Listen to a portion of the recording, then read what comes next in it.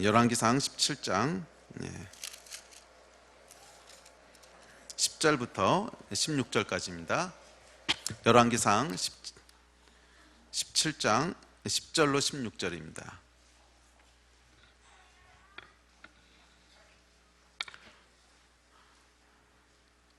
열왕기상 17장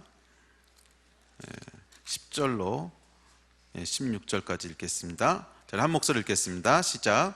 그가 일어나 사르밧으로 가서 성문에 이를 때에 한 과부가 그곳 나뭇가지를 줍는지라. 이에 불러 이르되 청하건대 그릇에 물을 조금 가져다가 내게 마시게 하라. 그가 가지러 갈 때에 엘리야가 그를 불러 이르되 청하건대 내 손에 떡 한 조각을 내게로 가져오라. 그가 이르되 당신 하나님 여호와께서 살아계심을 두고 맹세하노니 나는 떡이 없고 다만 통에 가루 한 움큼과 병에 기름 조금뿐이라. 내가 나뭇가지 둘을 주워다가 나와 내 아들을 위하여 음식을 만들어 먹고 그 후에는 죽으리라. 엘리야가 그에게 이르되 두려워하지 말고 가서 내 말대로 하려니와 먼저 그곳으로 나를 위하여 작은 떡 한 개를 만들어 내게로 가져오고 그 후에 너와 내 아들을 위하여 만들라. 이스라엘 하나님 여호와의 말씀이 나 여호와가 비를 지면에 내리는 날까지 그 통의 가루가 떨어지지 아니하고 그 병의 기름이 없어지지 아니하리라 하셨느니라.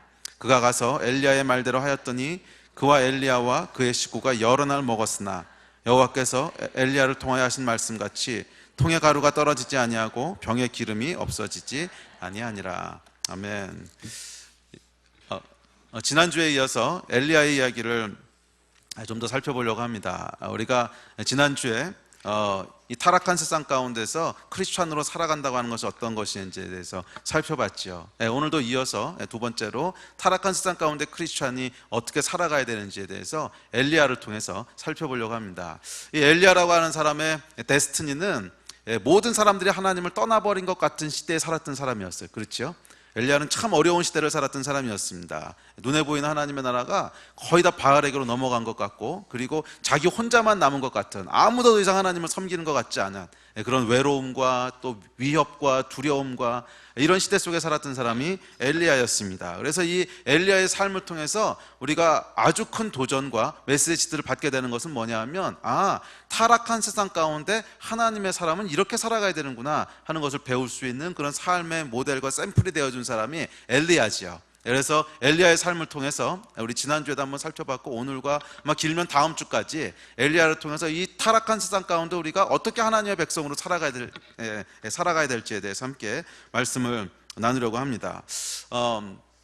우리가 살고 있는 세상도 엘리야 때만큼은 아니겠지만 점점 살기 어려운 세상이 되어가고 있는 것을 봅니다. 인심도 점점 삭막해져 가고요. 신문에 나는 뉴스들을 보면 딸 키우는 부모들은 참 두려움 가운데 있게 되죠. 또 우리 아이들을 학교에 보내는 것이 그렇게 만만치 않습니다. 학교에서 왕따와 학교 폭력과 그런 걸로 말미암아 부모들한테 이야기는 못하지만 아이들이 다 망가져 가고 있고, 자살률이 세계 1위, 자살률 세계 1위거든요. 그렇게 망가져 가고 있는 아이들 보고 있는 것, 뿐만 아니라 또 교회는 점점 힘을 잃어가는 것 같고, 또 이 한국 사회 속에서 기독교를 향한 그런 공격들과 조롱들과 핍박들도 점점 수위를 높여가는 것 같고, 그래서 엘리야 때만큼은 아닐지 몰라도 우리도 과거에 비하면 훨씬 더 크리스찬으로 살아가는 것이 터프한, 훨씬 더 크리스찬으로 살아간다고 하는 것을 밝히는 것이 쉽지 않은 그런 시대를 살아가고 있습니다. 그리고 어떻게 보면 이것이 점점 나아지는 것이 아니고 점점 더 나빠질 것 같은 그런 불길한 예감이 드는 거죠. 한 10년 뒤에는 지금보다 훨씬 나아질 거야, 이런 소망이 있는 것이 아니라 지금이 어쩌면 시작인지도 모르겠어, 이런 생각이 드는 것이 더 이제 우리를 어렵게 만들지요. 하여간 엘리야 때만큼은 아닐지 몰라도 크리스찬으로서 살아간다고 하는 것이 그렇게 만만치 않은 그런 시대를 저희가 살고 있습니다. 크리스찬이기 때문에 받는 고난과 어려움도 있지만 이 사회 전체가 하나님을 떠나서 음란함과 폭력과 이기주의와 이런 데로 점점 흘러가다 보니까 꼭 크리스찬이 아니더라도 이 사회 속에서 살아가는 것이 점점 척박해지는, 과거에는 상상도 하지 못했던 일들을 우리가 염려해야 되는 그런 상황 가운데 살게 됐습니다. 그래서 이런 타락한 세상 속에서 과연 크리스천들은 어떤 역할을 감당하고 어떻게 살아야 되는 것일까? 거기에 대한 어떤 모범 답안을 제시하는 사람 중에 한 명이 엘리야라고 생각을 합니다. 그래서 우리가 엘리야의 이야기를 통해서 그러면 엘리야는 이 타락한 세상 가운데서 어떻게 하나님의 사람으로 살았을까? 엘리야의 삶을 크게 정리해 보면 크게 세 가지 단어로, 크게 세 가지 사역 또는 세 가지 단어로 요약을 할 수 있습니다. 그 첫째는 뭐냐면 영적 전쟁이에요. 그래서 엘리야 그러면 가장 먼저 떠오르는 것이 갈멜산에서 이룬 놀라운 영적 전쟁이죠. 그래서 엘리야는 적어도 구약에서는 뭐의 상징이냐면 영적 전쟁에서 승리한 위대한 용사의 상징, 이게 엘리야죠. 그래서 엘리야에서 하면 첫 번째 떠오르는 단어는 영적 전쟁일 겁니다. 두 번째 떠오르는 단어는 엘리야의 세미한 음성.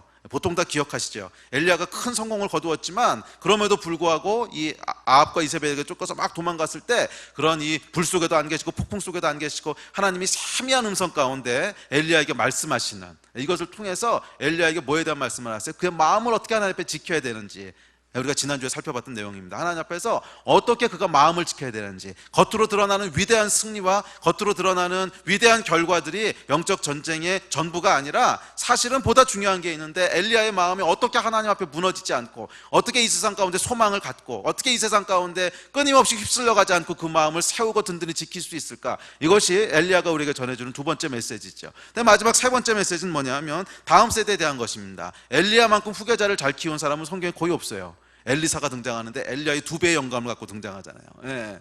그래서 이 엘리야가 그 다음 세대를 키우는 것에 성공했던 사람입니다. 그래서 엘리야는 엘리사만 키운 것이 아니라 선지자 학교를 세워서 수많은 선지자들을 키워내고 하여간 이런 다음 세대를 세우는데 성공했던 사람이 엘리야예요. 그래서 그 사역이 한 세대에 끝난 것이 아니라 조금 더 길게 사역을 이어갈 수 있도록 했던 이 사람이 엘리야입니다. 그래서 엘리야는 엘리사로 대표지는 다음 세대에 대한, 자, 이것이 엘리야에게서 우리가 찾아볼 수 있는 중요한 세 가지 단어지요. 영적 전쟁과 마음을 지키는 것과 다음 세대를 세우는. 자, 여기에 대한 말씀들을 함께 좀 살펴보려고 합니다. 근데 이 세 가지가 다 타락한 세상 가운데 우리가 어떻게 살아야 될지에 대한 해답을 주고 있는 거라고 믿습니다. 타락한 세상 가운데 어떻게 살아야 돼요? 세상과 타협하지 말고 결국 전쟁을 치를 수밖에 없겠죠. 그 전쟁은 물론 혈과 육에 속한 전쟁이 아니라 우리의 믿음의 전쟁입니다.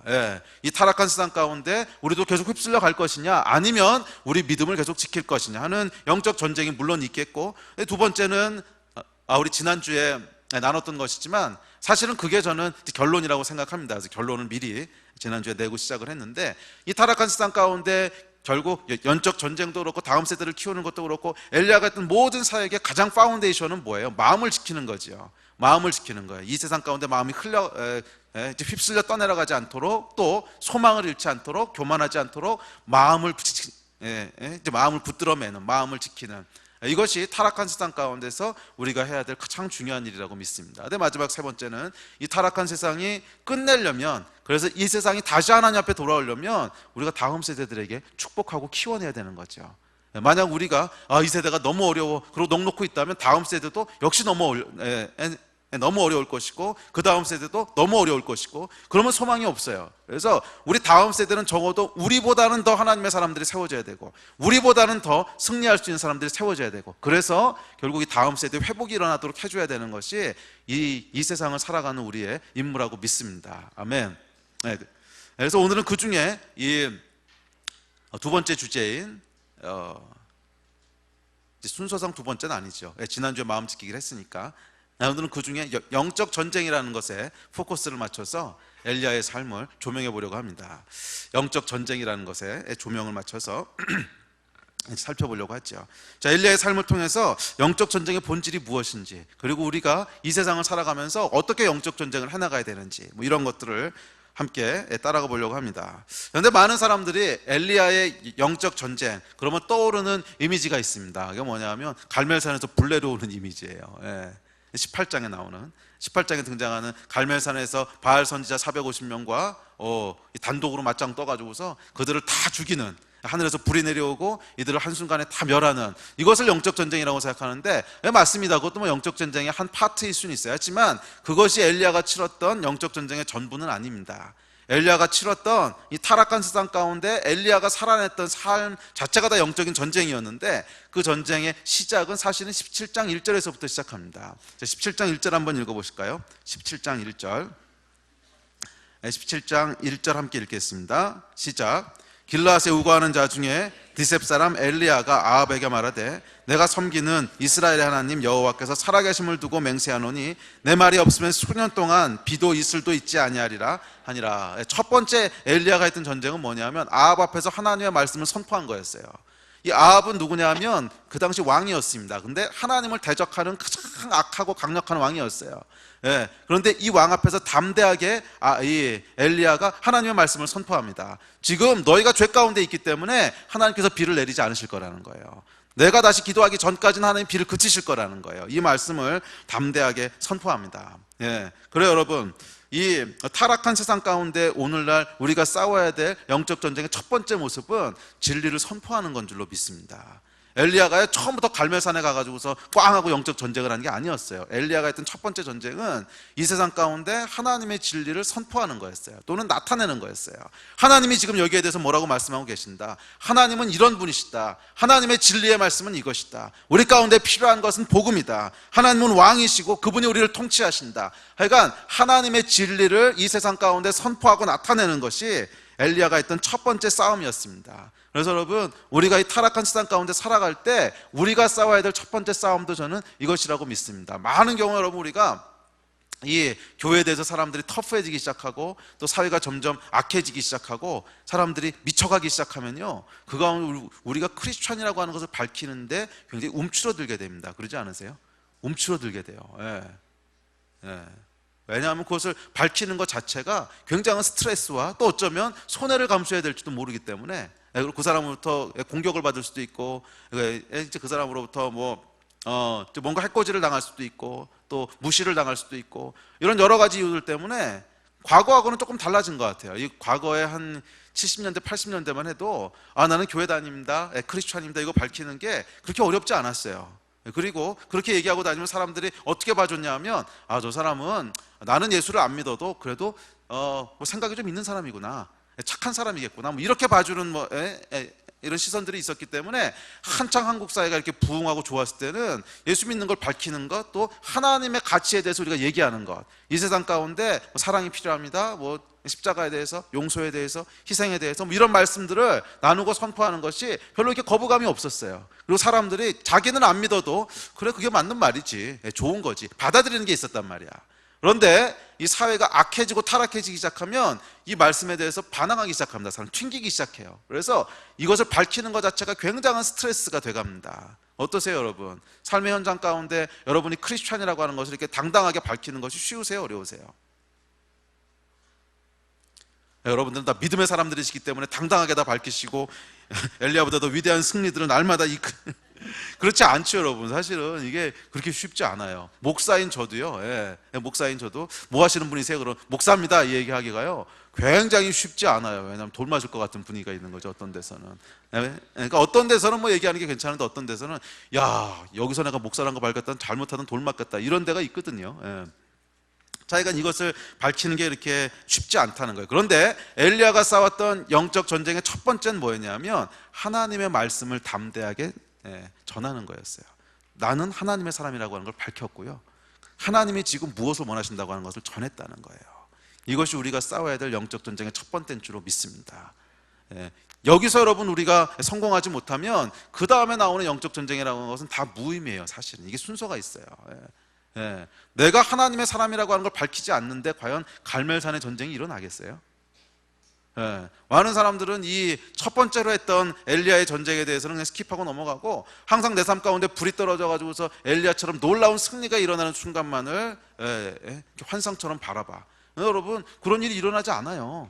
바알 선지자들이랑 언제 붙게 되냐면 엘리야가 자기가 하나님을 섬긴다고 하는 것을 명확하게 밝혔으니까 충돌이 일어난 거지, 이거 밝히지 않는 사람은 일단 충돌이 일어나지 않습니다.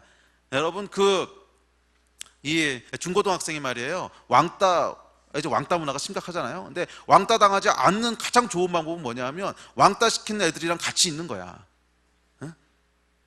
그러니까 왕따 당하는 애들 편에 서는 것이 아니고 왕따 시키는 나쁜 애들 있잖아요. 일진 애들. 그냥 걔네랑 같이 자연스럽게 어울리는 거예요. 그럼 왕따 안 당해요. 예. 크리스천도 마찬가지입니다. 그냥 하나님을 대적하는 사람들과 문화들 속에 내가 하나님의 사람이라는 걸 밝히지 않고 그냥 묻어가면 이제 거기선 충돌이 일어날 일이 없어요. 그러니까 영적 전쟁이 벌어질 일이 없다고. 그래서 영적 전쟁의 시작은 뭐냐면 내가 적입니다라고 하는 걸 밝혀야 되는 거야. 그래야 전쟁이 일어나는 거지. 안 그러겠어요?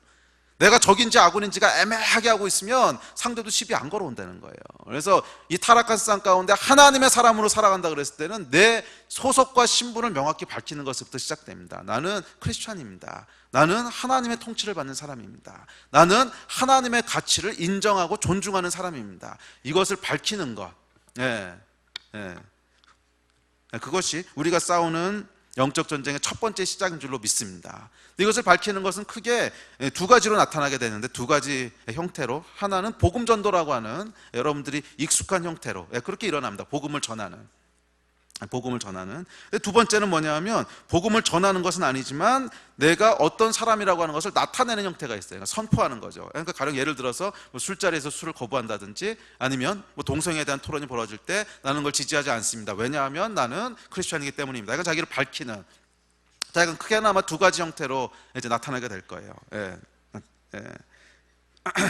자, 첫 번째는 이 복음 전도하는 형태로 우리가 이 진리를 선포하는, 이것이 첫 번째 영적인 전쟁입니다. 근데 사회가 타락할수록 복음을 전하는 게 쉽지 않지요. 그래서 과거보단 지금이 복음 전도하는 게 훨씬 어려운 건 사실입니다. 근데 여러분, 이것도요, 제가 요즘 좀 느껴지는 건 뭐냐면 시즌이 조금 바뀌고 있다는 느낌이 들어요. 조금. 이게 사회가 말이에요, 어중간하게 타락했을 때가 복음 전하기가 제일 어렵고요, 아싸리 타락해버리면 그 다음에 또 기회가 생기요. 아싸리 타락해버리면. 어중간했을 때가 제일 어려운 것 같아요. 어중간했을 때는 교회에 대해서 사람들이 계속 뭐라 그러고 그러면서 세상은 살만하니까 어쨌거나 예수 안 믿겠다고 튕기는 건데, 아주 그냥 막 가버리잖아요. 그러면 사람들이 두려워하기 시작해요. 예수 안 믿는 사람도. 이 세상 이렇게 가도 되는 건가? 이거 뭔가 이건 아닌 것 같은데. 두려움과 갈망들이 생기기 시작하면서 오히려 복음에 대해서, 뭐 다는 아니겠지만 복음에 대해서 마음을 여는 사람들이 생기기 시작하더라는 거예요. 근데 제가 요즘은 이렇게 보면서 오히려 한 3년 전, 4년 전보다는 나아지고 있다는 느낌이 들어요. 나아지고 있다는 느낌이 들어요. 왜? 사회가 아예 더 막 가고 있는 거지. 아예 더 막 가고 있는. 그래서 여러분, 지금은요, 조금 움츠렸던 데서 이렇게 기지개를 펴고 나오셔서 복음 전하는 걸 한번 조심스럽게 시도해 보세요. 의외로 여러분 주변에 복음 듣기 원하는 사람들이 있을 거예요. 의외로. 저도 여러분들에 대해서 이 복음 전하는 게 얼마나 어려운지는 저도 잘 이해하고 있습니다. 이해하고 있고요. 또 과거 한 5년, 6년 동안에는 진짜 악전고투를 했습니다. 우리 대학생 전도도요, 가보면 전부 다 막 문전박대하고 문 쾅 닫아버리고. 근데 그때하고 조금 달라지는 것 같아요. 조금. 그래서 여러분, 담대하게 한번 복음 전하는 일들을 다시 한번 움츠러든 데서 일어나서 주위를 한번 둘러보세요. 주위를 딱 둘러보면 이게 아닌데 그런 사람들이 보이실 거예요. 사는 게 이게 아닌 것 같은데 뭔가 이상해. 그런 분들이 보이실 거예요. 그러면 그분들에게 생명을 나누는 것부터 시작하십시오. 영적 전쟁은 하늘에서 불 떨어지는 것이 시작이 아니라 작은 데서부터 시작하는 거예요. 내 주위에 이 영혼에 대해서 관심이 있는 사람이 있는지 둘러보시고 거기에 하나님의 꼭 필요한 말씀들을 나누어주는, 이거 뭐 불가능한 일이 아니잖아요.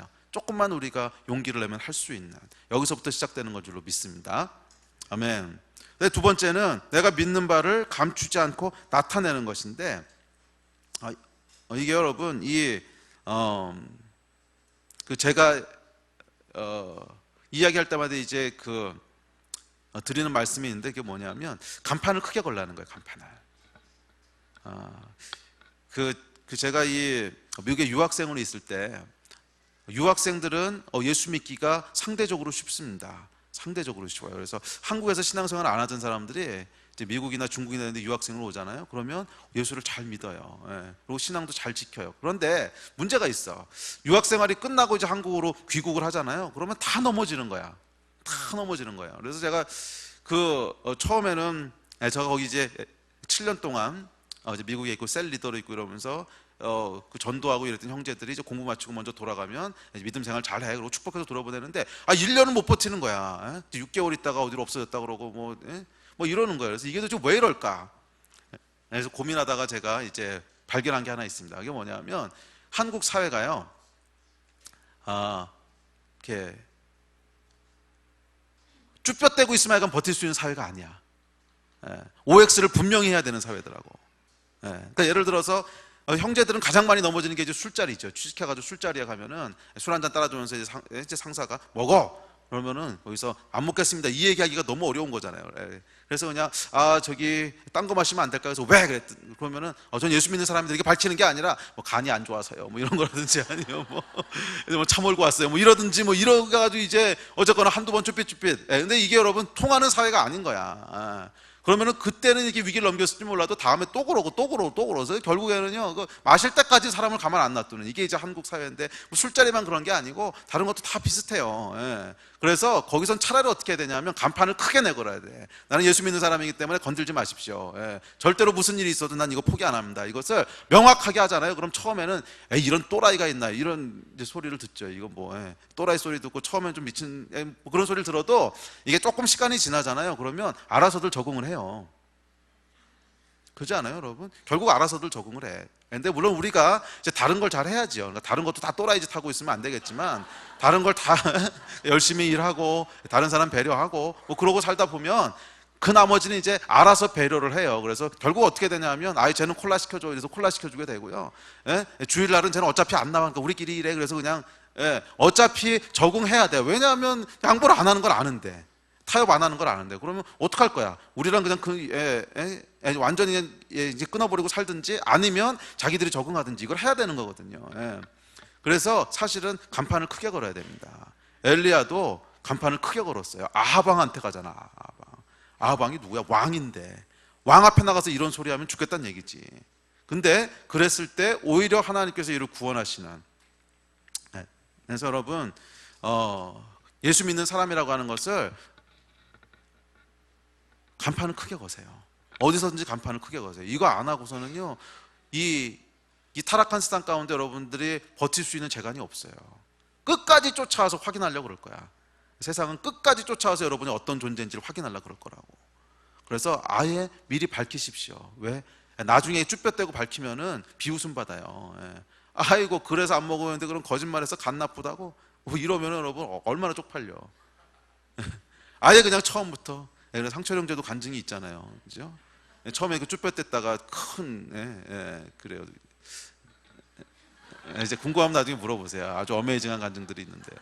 근데 간판을 크게 걸면요, 간판을 크게 걸면 하나님께서 이제 보호하시고요. 결국 사람들도 알아서 적응하게 돼 있습니다. 그래서 우리가 이 영적 전쟁을 하시려면 명확하게 여러분들의 아이덴티티를 밝히셔야 돼요. 나는 예수 믿는 사람입니다. 나는 크리스천입니다. 나는 그래서 주일날은 교회를 갑니다. 그래서 명확하게 밝히셔야 돼요. 안 그러면 계속 끌려다니게 돼요. 아멘. 근데 이제 뒤에 나오는 2번, 3번도 같이 잘하셔야 됩니다. 이거 안 하시고요. 1번만 막 강조하면요, 결국 여러분 또라이 소리 듣고 왕따 당할 거예요. 두 번째, 세 번째가 있습니다. 이 두 번째는 뭐냐면, 자, 이렇게 두 번째 싸워야 될 싸움은 믿음의 싸움이에요. 엘리야가 아하방 앞에서 하나님의 말씀을 선포하자 어떻게 됩니까? 왕이 노하지요. 왕이 노해가지고서 엘리야를 죽이겠다고 쫓아다니기 시작합니다. 이때부터 엘리야의 자맹이 시작되죠. 몰래 도망 다니면서 몰래 도망 다니는 이 일이 시작됩니다. 그런데 이 도망다니던 엘리야에게 필요했던 것은 뭐냐면 하나님께서 나를 먹이시고 하나님께서 나를 지키신다고 하는 믿음이 필요했어요. 그래서 두 번째 싸웠던 믿음의 싸움은 뭐냐면 이렇게 내가 어떤 존재인지를 밝혔을 때 받게 될 여러 가지 위협들이 있죠. 직장에서 혹시 손해를 보게 되지 않을까, 아니면 부모님으로부터 어떤 말을 듣지 않을까, 약간 수많은 걱정들과 위협들이 있는데 그 다음에서 두 번째 싸움은 내 안에서 일어나는 믿음의 싸움이야. 이랬을 때 하나님께서 과연 나를 지켜주시고 내가 필요한 것을 공급하실까, 이 내면의 싸움이 두 번째로 벌어지게 됩니다. 그래서 엘리야가 싸웠던 두 번째 싸움은 믿음의 싸움이었어. 믿음의 싸움. 또한 우리가 타락한 세상에서 진리를 나타내고 선포할 때 우리가 싸워야 될 싸움도 역시 이 믿음의 싸움인 줄로 믿습니다. 그래서 우리가 나는 예수 믿는 사람이고 나는 하나님을 섬기는 사람입니다, 그렇게 밝혔을 때 많은 사람들이 와서 당신이 믿는 하나님은 어떤 분이십니까? 저도 알고 싶습니다. 이런 사람 별로 없어요. 열에 한두 명이나 그럴까 말까. 대부분은 뭐라 그러냐면 아이고 저 꼴통, 이거부터 시작을 해가지고서 입에 담지 못할 욕하고, 그 다음에 무슨 개독이니 어떠니, 뭐 하여간 입에 담기도 뭐한, 이제 그런 얘기를 뒤에서 막 씹고 이러는 거죠. 그래요. 사실 우리가 이 크리스찬이라는 걸 밝히는 순간부터 욕먹을 각오를 좀 해야 되고요. 또 사람들로부터 공격적인 대접을 받을 가능성도 염두에 둬야 되고, 또 손해를 좀 봐야 될 수도 있어요. 제가 이번에 미국에 다녀오면서 참 믿기 어려운 건데 실제로 일어나고 있는 것들을 봤어요. 이번에 미국에 갔을 때 우리 신촌에 임상일 전도사님이랑 같이 조금 한 4, 5일 정도 같이 시간을 보냈는데, 이분이 이제 그 모교인 벌클리에 가서 이제 학회를 참석하고 또 아는 사람들도 만나고 뭐 이러고 왔는데, 이 분위기를 전달해 주는데 제가 지난번에도 말씀드렸지만 학교 안에 동성애 분위기로 가득 차 있더라는 거예요. 특별히 교수들 사회에. 교수들 사회에 동성애를 지지하는 사람들이 압도적으로 많고 그 안에서 나는 동성애를 반대합니다 라는 얘기를 도저히 꺼낼 수 없는, 꺼내면 바로 왕따를 당하고 그 학교에서 다른 학교로 옮겨야만 하는 뭐 이런 상황이더라고요. 자기도 너무 놀랐다고. 어떻게 1, 2년 사이 이렇게 분위기가 바뀔 수 있는지. 근데 여러분, 이게 남 얘기가 아닙니다. 이게 남 얘기가 아니고요. 뭐 한국도 지금 급격하게 바뀌고 있어요. 얼마 전에 임성희 교수님이 이제 한국에서 학회가 있어서, 이제 이분이 반도체 연구하시는 분이잖아요. 그러니까 반도체 학회가 있었는데 미국에서 이제 유명한 교수가 한 명 와서 이제 토크를 했어요. 이제 세미나를 하고 앉아가지고 이제 식사하면서 드론 이제 얘기를 하는 시간인데, 그건 무슨 얘기하는 거냐면 전공 얘기하는 거거든요. 그러니까 질문 있으면 질문하고, 그래서 세미나 한 거 중에 모르는 거 물어보고 뭐 이런 거 이제 나누는 시간인데, 이 사람이 한 1, 2분 정도 자기 이제 토크했던 얘기를 하더니 대뜸 물어보는 게 임 교수님한테, 임 전사님한테 당신은 동성애를 지지합니까? 이러고 물어보는 거예요. 그래서 당연히 이제 임성현 전사님 노는 지지하지 않습니다 그랬더니, 바로 물어보는 게 당신 크리스찬이죠? 그러고 물어보는 거예요.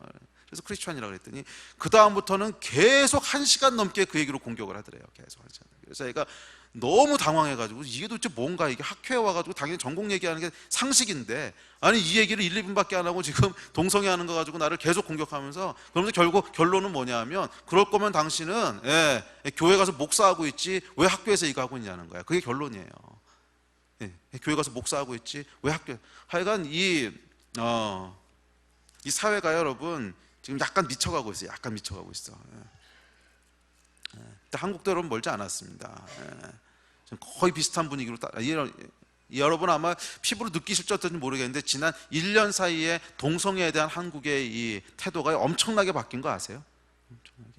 한 1, 2년 전까지만 해도 그 동성애 하는 사람들 있으면 커밍아웃이란 말을 썼잖아. 쉬쉬쉬 몰래 하고 몰래 하다가 그거 이제 밝히면 사람들이 오호 제가 그랬대 막 이랬잖아요. 근데 요즘은 그런 게 아니래요. 아예 그냥 대놓고 물어본대요. 너는 남자 사귀니 여자 사귀니? 그러고. 그래서 강남에 가면요 그냥 대놓고 물어본대요. 넌 남자 사귀니 여자 사귀니? 이거 거의 미쳤어요 사람들이. 자기가 이런 세상 가운데 우리가 살아가고 있다는 거죠. 자, 그런데 놀라운 것은 엘리야가 이렇게 아방을 피해서 도망 다니기 시작할 때 하나님께서 보호하시고 공급하셨다는 거예요. 그릿 시냇가로 가라고 합니다. 그릿 시냇가로 가라고 명령하세요. 그래서 이제 그 시냇가로 내려가죠. 그랬더니 하나님께서 까마귀를 통해서 떡과 고기를 공급해 주기 시작합니다. 그때 기근이 들어서 먹을 게 없을 때였어요. 많은 사람들이 굶어 죽어가고 마실 게 없어 죽어가는 때에 하나님께서 물과 까마귀를 통해서 이제 뭐를 주시죠? 떡과 고기를 공급해 주시는, 자, 이것을 경험하게 됩니다. 자, 여러분, 이것이 우리 삶 속에서 일어나는 일이라고 믿습니다. 뭐냐 하면 우리 삶 속에도요 하나님께서 믿음의 싸움을 싸우는 사람들에게 뭔가 공급하시는 게 있다는 거예요.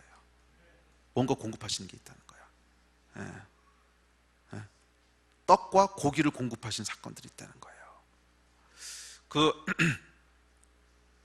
우리 삶 가운데 여러분 하나님의 사랑과 기적을 경험하게 되는 것은 이 믿음의 싸움 가운데로 들어갔을 때인 거 아세요? 믿음을 선포하고 진리를 선포하고, 그래서 뭔가 어려움을 당하게 되고 위로가 필요한 상황이 되고, 이때요 하나님께서 우리에게 하나님을 경험하는 문들을 여신다는 거예요. 곰곰이 한번 여러분 우리 삶을 돌아봅시다. 여러분 신앙생활 가운데 간증이 있으세요? 하나님이 내 인생 가운데 개입하신 간증이 있으세요? 마지막으로 간증했던 게 혹시 언제세요? 쭉 한번 돌아보세요. 크고 작은 간증들, 뭐 대단한 간증은 아니라도 하여간 하나님께서 내 삶 가운데 일하셨던 일들. 많은 사람들이 우리 신앙생활 가운데 하나님이 개입하시길 원하지요. 그런데 참 안타까운 것은 이 이야기에 그냥 그러니까 이 관람객이 돼 있어. 관람객이 영화를 보면서 와 대단하다, 재밌다, 엘리야 이야기 들으면서 와 재밌다, 또 우리 앞에 살아갔던 믿음의 사람들, 뭐 헤븐리맨이라든지 뭐 하늘에 속한 사람이라든지 아니면 하이디 베이커라든지 뭐 이런 사람들 간증 들으면 와 대단하신 하나님, 그러는데 나는 그냥 구경꾼이야. 영화 보고 있는 거야. 내 인생은 그냥 밋밋해. 아무 일도 일어난 적이 없어. 평범해. 밋밋해. 뭔가 조금 여러분 이상하다는 생각 들지 않으세요? 왜 엘리야의 삶 가운데 이런 역사가 일어나고, 왜 브라더 윤의 삶 가운데 그런 역사가 일어나고, 왜 하이디 베이커의 삶 가운데 그런 역사가 일어나는데 내 삶 가운데는 안 일어날까? 편애하시나? 아니 여러분, 그게 차이가 아니라 첫 번째 스텝을 밟지 않았기 때문에 그래요. 첫 번째 스텝이 뭐예요? 하나님의 진리의 말씀을 선포하는, 내가 어떤 사람인지를 드러내는, 그래서 믿음의 선한 싸움을 계속 싸워나가야 되는, 하나님의 공급하심이 정말로 필요해지는 이런 환경 가운데로 들어갔을 때 거기서 하나님이 일하신단 말이에요. 그런데 이 환경 가운데로 들어가질 않는 거지. 왜? 첫 번째 단추를 안 끼는 거예요. 내가 어떤 사람이라고 하는 걸 밝히질 않아. 내가 크리스찬이라고 하는 걸 드러내지 않아. 그 결과 별로 부딪힐 것도 없어. 그냥 사이좋게 일진들하고 잘 살아. 그러면 거기서 하나님이 개입하실 여지가 없는 거죠. 뭐 잘 살고 있는데 뭐. 우리 삶 가운데 하나님을 경험하는 일들이 점점 적어지는 이유는 사실은 이것 때문이 아닐까. 네. 이 환경 가운데로 들어가면 하나님께서 일하십니다. 아멘. 네, 여러분 조금만 용기를 내보세요. 여러분이 생각하는 것보다 훨씬 더 신나는 하나님의 역사가 있어.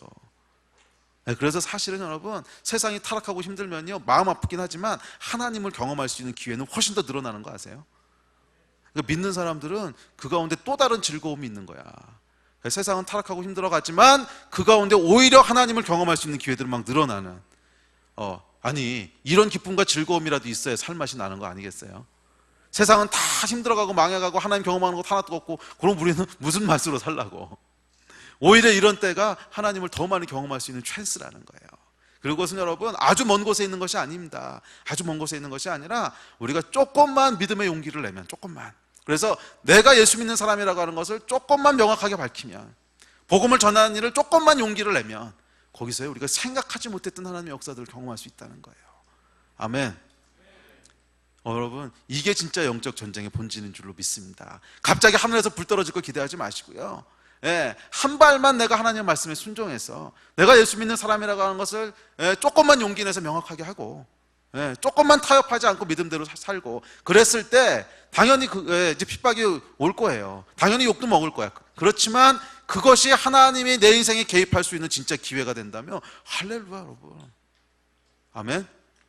초대교회 때 수많은 기적들과 구약에 나타난 수많은 하나님의 역사들은요 다 환난과 핍박 가운데 일어난 일이었지 태평성대에 일어난 거 하나도 없어요. 잘 한번 읽어보세요. 태평성대에 하나님 막 나타나셔서 이 까마귀를 통해서 먹을 거 주시고 만나를 내려주고 이러지 않는다는 거. 태평성대는 그냥 잘 살고 감사하면서 살면 되는 거야. 그것도 뭐 감사할 일이죠. 하나님께서 지금 평화니까 그때는 그냥 평화 주신 거 누리며 살면 되는 거고. 그런데 성경에 보면 어려웠던 시기들이 있어요.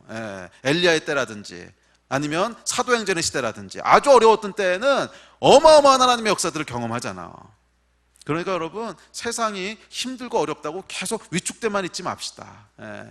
옛날엔 태평성대였는데, 태평성대는 태평성대대로 감사할 것이 있어요. 감사하고 살면 되는데 어려워졌다고 우리가 불평하고 위축 들어있을 필요는 없다는 거예요. 그때는 또 그때대로 하나님 역사하시는 방법이 있다는 거예요.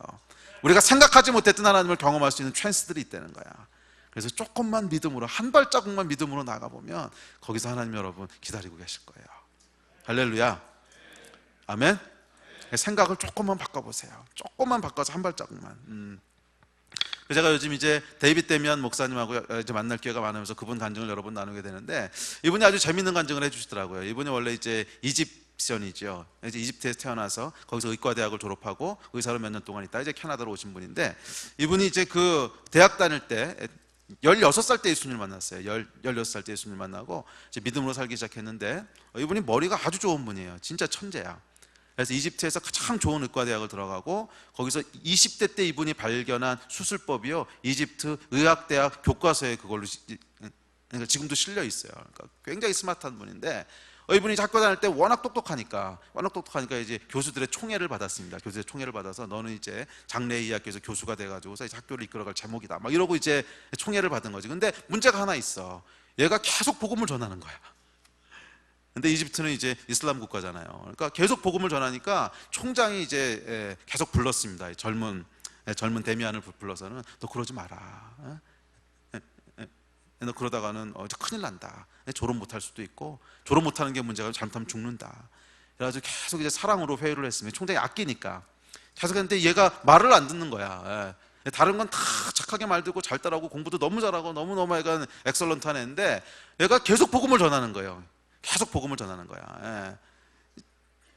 이제 그러다가 이제 하루는 이 데이비드 데미안 목사님이 캐나다 여자랑 이제 결혼을 하게 됐습니다. 결혼을 하게 돼서 약혼자를 만나러 캐나다로 이제 가야 되게 됐어요. 그래서 근데 이집트 같은 경우도 이제 비자를 받으려면 학교에서 서류를 떼줘야 된대요. 서류를 떼줘서 나라에서부터 여행 허가를 받아야만 여행할 수 있는데, 보통 그렇잖아요, 제3세계들이. 그래서 허가를 받아야 되는데, 중국도 그렇죠. 중국에도 우리나라 오려면 우리나라 비자 받아야 되는 것이 아니고 중국 정부에게 먼저 여행 허가를 받아야 되죠. 그리고 비자 받고 나와야 되는데, 이제라도 마찬가지예요. 그래서 나라의 허락을 받아야 되는데, 이제 대학에서 서류를 떠줘야 이제 받는 거죠. 총장을 찾아갔습니다. 캐나다 가겠다고 그랬더니 총장이 회유책으로 안 되니까 채찍을 든 거예요. 절대로 못 떼어준다. 너는 절대로 캐나다 못 간다.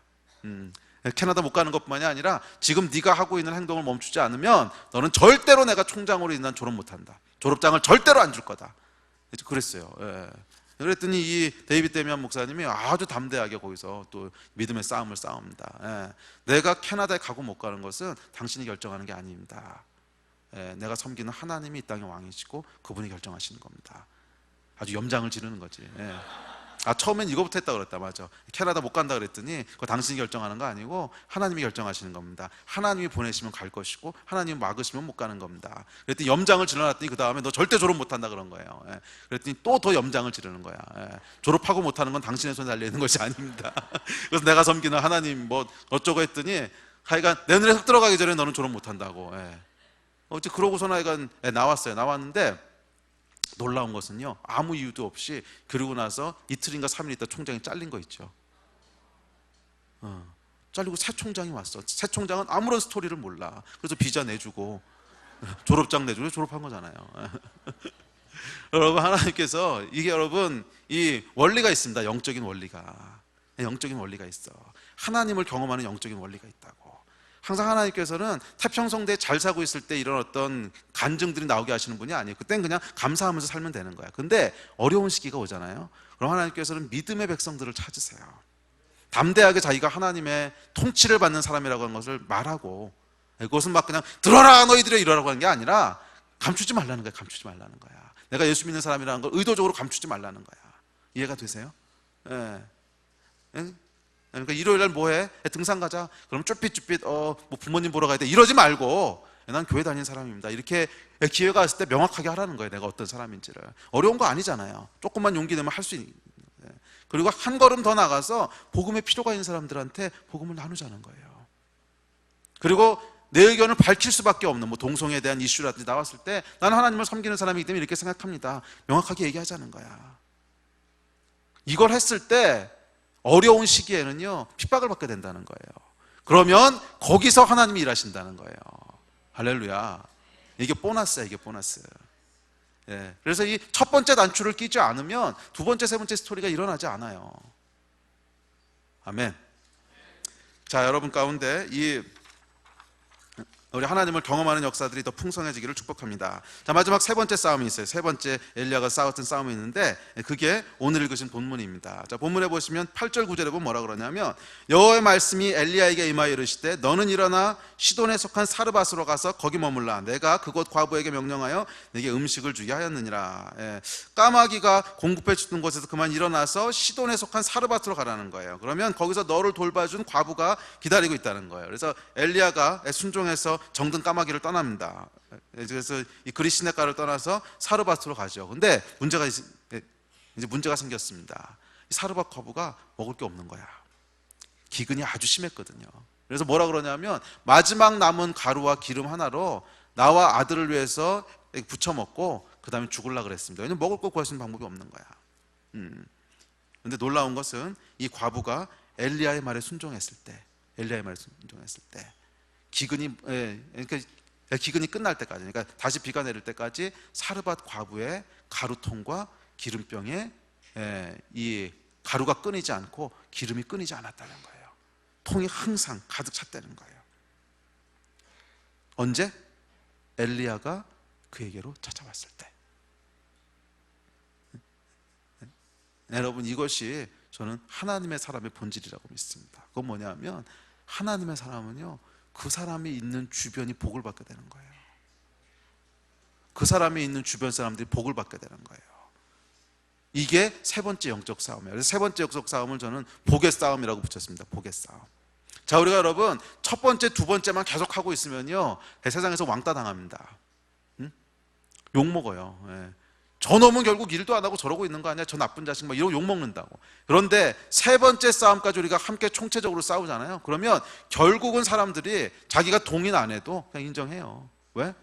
이건 제가 있으니까 복이 된다는 거야. 어쨌거나 제가 있으니까 회사에 도움이 되고, 어쨌거나 제가 있으니까 이 학교에 이제 뭔가 모르겠지만 이건 득이 되는 게 있다는 거야. 제가 있기 때문에 분위기가 밝아질 수도 있고, 제가 있기 때문에 사업이 잘 돼서, 하여간 제가 있기 때문에 뭔가 지금 복을 받는 게 있다는 거야. 그래서 여러분, 크리스천의 아이덴티티는 뭐냐면 우리가 있기 때문에 주변이 복을 받게 되는 거예요. 엘리야가 있기 때문에 사르밧 과부가 먹고 살게 되었듯이 우리가 있기 때문에 하나님의 공급하심이 그것 가운데 풀어지는 거예요. 이것이 여러분 우리가 복을 받는 근원인 줄 믿습니다. 저는요, 그래서 비행기 탈 때마다 항상 하는 이 속으로 하는 기도가 있어요. 이 비행기가 안 떨어지는 건 나 때문입니다. 여러분 감사하십시오. 아니 그렇잖아, 하나님의 사람이 있으니까. 안 그래요? 이것이 여러분 믿는 사람들의 아이덴티티예요. 우리가 있기 때문에 주변이 복을 받게 되는 거예요. 이것이 우리가 싸워야 될 싸움이며 또한 크리스천의 본질인 줄로 믿습니다. 우리는 여러분 이 사회 속에서 단순히 사회의 진리를 선포하고 복음을 선포하라고만 부름받은 사람이 아니에요. 우리가 영적 전쟁을 너무 좁은 의미로 제한을 해서 선포하는 것 또는 땅 밟기 기도하는 거, 뭐 기도하면서 전쟁하는 거, 이런 것으로만 제한해 놓고 나서 보니까 이게 우리가 좀 이 정상적인 크리스천의 펑션들이 나타나지 않는 거야. 그것도 물론 영적 전쟁의 한 파트입니다. 분명히 감레산에서 불 내려오는 거 영적 전쟁이었어요. 그렇지만 엘리야가 싸웠던 영적 전쟁에는 그것만 있었던 것이 아니에요. 그에게는 그 때문에, 엘리야 때문에 다른 사람들이 함께 먹고 살게 되는 복의 근원이 되는 이 싸움도 함께 싸우고 있었어요. 이것이 총체적으로 이 싸움이 형성됐을 때 결국 하나님의 나라가 그곳에 임하는 역사가 일어났던 거지, 어느 한 부분만 싸움했던 게 아니라는 거예요. 이 세 번째 싸움도 여러분 기억하시기를 바랍니다. 제가 잘 아는 사장님 한 분이 계세요. 근데 이분은 일본 회사인데 아주 큰 회사인데 거기에 이제 각 나라의 지부를 갖고 있는데 거기에 한국 지부에 이제 사장으로 취임을 하셨어요. 근데 이분이 취임하자부터 이 회사가 달라지기 시작했어요. 그래서 지난 10수년 동안 전 세계에서 한 번도 안 갈린 사장은 이분밖에 없어. 네. 근데 어떻게 바뀌었냐면 사원 한 사람 한 사람을 가족처럼 대하는 거야. 사원 한 사람 한 사람. 그래서 회사 분위기를 완전히 바꿔놓은 거예요. 그래서 그 회사는요, 제가 이제 그분이랑도 몇 번 이제 교제를 하고 또 그분이 보여주는 동영상도 보고 그랬는데, 이거는 회사인지 교회인지 가정인지 오라고 온 건지 구분이 안 가. 회사 분위기가 너무 좋은 거예요. 너무 좋은 거예요. 한 부서가 정말 막 가족같이 지내고, 그 안에 누가 이제 아프다 그러면은 서로 돈 내가지고 막 이렇게 이제 약 사주고요. 한 명이 아파가지고 못 나오는데 휴가를 쓸 수 없어. 그러면은 막 자기가 대신 일해주고 사람 나오지 말라고 그러고, 하여간 분위기가 너무너무 좋은 거예요. 근데 이게 도대체 어떻게 된 건가 봤더니 이분이 지난 10수년 동안을 그 회사에서 일을 한 거예요. 복의 근원이 되는 일을. 네. 그래서 사람들 정말 진심으로 대하고 사장이라고 찍어 누르지 않고 정말 필요한 게 있으면 자기 거 털어서 도와주고 막 이러면서 이분이 회사를 교회처럼 만들었어. 정말 회사를 교회처럼 만들었어요. 그래서 그러다 보니까 무슨 일이 벌어지냐면 회사의 능률이 높아지기 시작해요. 왜? 일하는 게 기쁘니까. 네. 그러니까 사람들이 이 경제 위기가 와서 힘들어지잖아요. 그러면 휴가고 뭐고 반납하고 나서 일하는 거야. 왜? 이 회사가 없어지면 안 돼. 너무너무 좋은 거야, 여기가. 예. 그래서 여러분, 이것이 이제 이 복의 근원이 되는 싸움인 줄로 믿습니다. 이 한 사람이 그 회사에 들어옴으로 말미암아 회사가 복을 받게 되는 거야. 그 안에 분위기도 엄청나게 달라지고 회사의 수익률도 높아지고, 그러니까 이 본사에서도 이분을 자르질 않아요. 자를 수가 없어요. 왜냐하면 이분 때문에 지금 엄청난 이익을 보고 있는데, 예? 이분이 대단한 능력이 있어서 그런 게 아니라 이분 때문에 회사 분위기가 완전히 그냥 굉장히 능률적인 분위기가 된 거예요. 예. 이해가 됐어요? 무슨 얘기인지. 복의 근원이 되는, 복의 근원이 되는 이 싸움이 더해질 때 비로소 사람들이 복음이 뭔지를 보게 되는 줄로 믿습니다. 그리고 이것이 복음에서 멀어진 타락한 세상 속에서 우리가 싸워야 될 싸움이에요. 그 예를 또 하나 들어드릴게요. 지난 몇 년간 한국에서 가장 큰 영향력을 미친 책 중에 하나가 바보 의사 안수현이라는 책이죠. 이 책 혹시 읽어보셨어요? 예. 아마 청년들한테 지난 10년 동안 가장 큰 영향력을 미친 책 2권 중에 한 권이라고 보통 평가를 하던데, 이제 하나가 내려놓음이라는 책이고 하나가 이 바보 의사라는 책인데, 이 청년은 제 그 대학부 후배입니다. 제가 영락교회를 나왔는데 대학부 5년인가 후배예요. 후배인데 어느 날 제가 2006년도였어요. 이제 이메일을 받았어요. 이메일을 받았는데 뭐 긴급 중보, 그래가지고 막 이메일이 왔어요. 봤더니 우리 후배인 안수현이라는 친구가 군의관으로 있다가 유행성 출혈에 갑자기 감염돼가지고 갑자기 쓰러졌는데 사경을 헤맨다는 거예요. 그래서 기도해달라고. 그래서 이제 기도를 열심히 했습니다. 열심히 했는데 한 3, 4일 뒤에 소천했다고 이제 연락이 왔어요. 그래서 마음은 아팠지만 이제 그런가 보다. 그래서 참 착하고 진짜 믿음 있는 청년인데 하나님 너무 빨리 데려가셨다고 마음 아프다 이러고 있었는데, 참 놀라운 것은 이 청년의 이야기는요, 장례식장부터 시작을 합니다. 장례식장이에요. 영락교회 역사상 한경진 목사님 이후에 가장 많은 사람이었어요. 4,000명이 왔어요, 장례식에. 그래서 사람들이 의아하게 했어요. 아니 33살짜리 레지던트 하던 의사인데 그러다 군의관으로 간 친구, 도대체 뭐 때문에 4,000명이나 여기를 찾아왔는가. 그래서 그 이야기들을 모으기 시작했는데 이게 책이 됐어요. 근데 찾아온 사람들이 누구냐면 그 앞에서 식당하는 아줌마, 병원에서 이 카트 밀던 분, 또 병원에서 침대 갈아주던 분, 구두 닦기 하던 사람 다 와서 뭐라고 증언을 하냐면 그런 사람은 처음 봤다는 거야. 구두를 닦는데 자기한테 그렇게 인격적으로 대해준 사람은 처음 봤다는 거예요. 의사 양반이 카트 미는 거 힘들어 보인다고 같이 밀어준 사람 처음 봤다는 거야.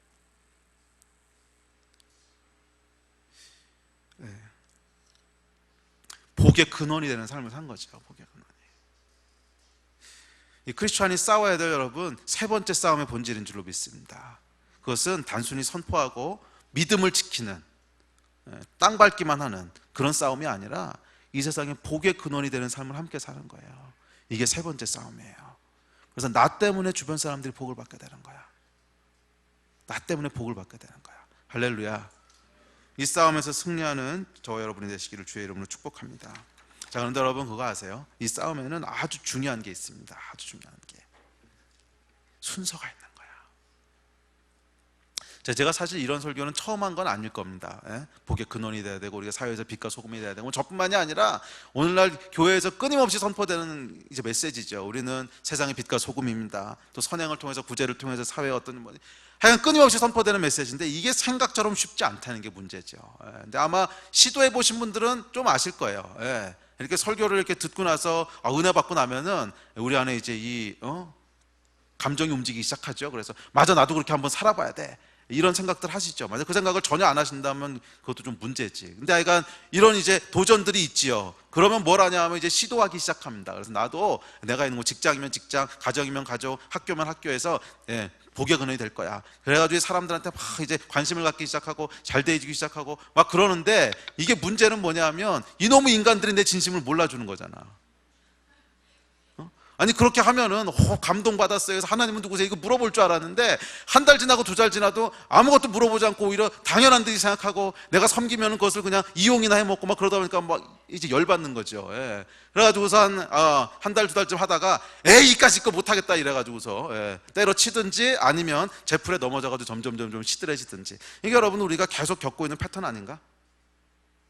이거 시도 한 번도 안 해본 분은 없을 거 아니에요. 내가 복의 근원이 돼야지. 가정에서, 이제 회사에서, 학교에서 결단하고 시도하고 다 하는데 이게 성공을 잘 못하는 거잖아. 예. 왜 그럴까요? 왜 그럴까? 이유가 있습니다, 여러분. 이게요, 세상에서 빛과 소금의 역할을 하는 엘리야의 세 번째 싸움이요, 하루아침에 되는 게 아니기 때문에 그래요. 하루아침에 되는 게 아니야. 엘리야가 여러분, 사르밧 과부의 빈 통을 채우기 전에 까마귀가 그를 채웠던 것을 먼저 경험했어요. 까마귀가 그를 채우는 것을 경험하기 전에 핍박과 환난을 도망 다녀야 되는 믿음의 선택을 경험했어요. 핍박과 환난의 믿음의 선택을 경험하기 전에 하나님의 말씀을 선포하는, 담대하게 선포하는 이 일들을 경험했어요. 엘리야가 여러분, 갈멜산에서 마지막 전쟁을 하기 전까지요, 수많은 믿음의 여정들이 있었던 거 아세요? 근데 우린 이것들을 다 스킵 해가지고서 바로 결과만 따먹고 싶어 하는데 그렇게 일어나지 않는다는 거야. 적어도 여러분, 적어도 우리가 다른 사람의 복의 근원이 되기 원한다면, 다른 사람의 복의 근원이 원한다면 여러분이 하나님으로부터 복을 받았던 경험이 있어야 됩니다. 사르밧 과부의 빈 통이요, 내가 까마귀로부터 내 통이 채움받은 걸 경험해 본 적이 없는데 나를 통해서 사르밧 과부를 채우는 일은 안 일어난다는 거야. 이게 우리가 맨날 실패하는 거 아니겠어요? 내가 가지고 있는 능력, 내가 가지고 있는 자산, 그걸로 돕는 게 아니에요. 그걸로 돕는 건 한계가 있어.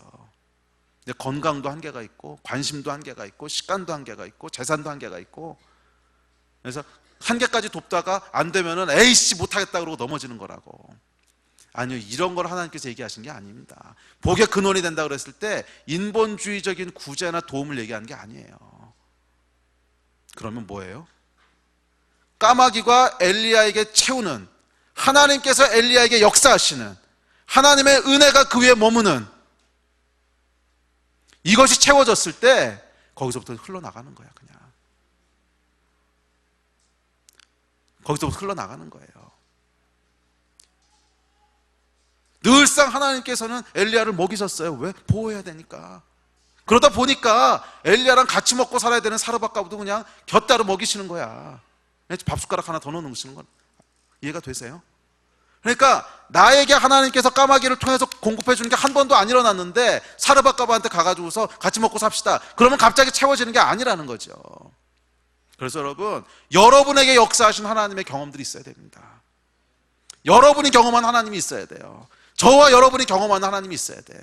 믿음으로 살기로 선택했을 때 하나님께서 나를 이렇게 보호하셨고, 믿음으로 살기로 선택했을 때 하나님께서 나를 이렇게 공급하셨고, 이것이 경험되어지는 사람이 어느 곳에 가든지 밥 숟가락 하나 더 얻는 거야. 왜? 어차피 하나님은 내 통은 채우고 계셔.